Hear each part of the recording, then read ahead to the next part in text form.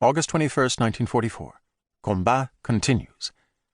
Today, August 21st, as this newspaper hits the streets, the liberation of Paris is nearing an end. After 50 months of occupation, of struggle and sacrifice, Paris is rediscovering the feeling of freedom, even as bursts of gunfire erupt at street corners around the city.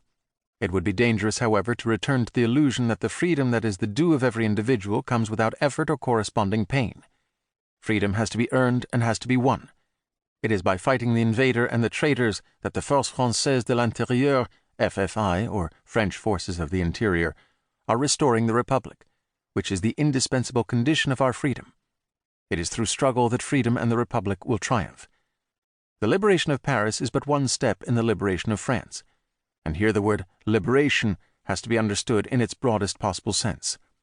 The fight against Nazi Germany continues. It will be waged unremittingly. But if this is the most difficult of the battles for which all France is mobilized, it is not the only one we must wage. It won't be enough to regain the outward appearance of freedom for which France was obliged to settle in 1939, and we will have accomplished only an infinitesimal part of our task if the French Republic of tomorrow were to find itself, like the Third Republic, under the strict control of money, l'argent. Of course, the struggle against the power of money was long one of the favorite themes of Pétain and his team.